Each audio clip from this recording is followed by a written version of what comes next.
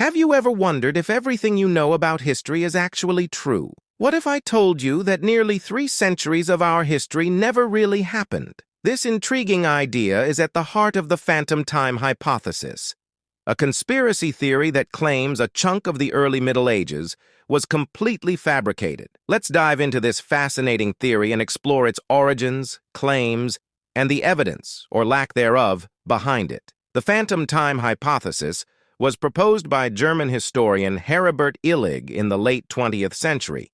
Illig argues that the period between 614 and 911 AD was invented by the Holy Roman Emperor Otto III, Pope Sylvester II, and possibly the Byzantine Emperor Constantine VII. According to Illig, these powerful figures manipulated the calendar to place themselves at a more significant time in history. This theory suggests that 297 years were added to the calendar, meaning we're not living in the year we think we are. One of the main pieces of evidence Illig uses to support his theory is the lack of archaeological and documentary evidence from the period in question. He claims that architectural styles, the scarcity of artifacts, and inconsistencies in written records indicate that these years were fabricated. For example, Illig points to the construction of Aachen Cathedral, which he believes could not have been built in the 8th century due to its advanced architectural features that align more with the 11th century.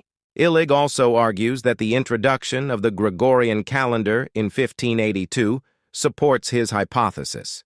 The Gregorian reform was implemented to correct the drift of the Julian calendar, which had caused a misalignment with the solar year. According to Illig, the 10-day adjustment made during the reform doesn't account for the full discrepancy, implying that an additional 297 years were inserted into history. Critics argue that Illig's theory is based on selective evidence and ignores a wealth of historical data that contradicts his claims. For example, astronomical events like solar and lunar eclipses recorded in various cultures around the world align with the conventional timeline, not the revised one proposed by Illig. Additionally, dendrochronology, the study of tree rings, provides an unbroken record of environmental changes that doesn't support a missing period. Moreover, the theory overlooks the continuity of historical events and developments across different regions.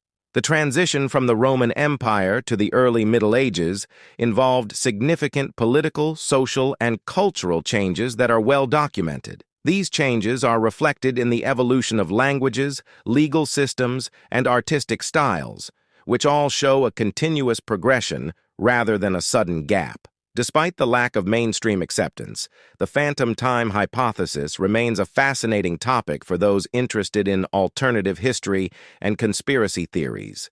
It challenges us to think critically about how we understand the past and the ways in which historical narratives are constructed. While it's highly unlikely that nearly 300 years of history were fabricated, the theory serves as a reminder of the complexities and uncertainties inherent in the study of history. Illig's hypothesis also raises interesting questions about historical documents' reliability and accuracy. How do we know that what we read in history books is the absolute truth?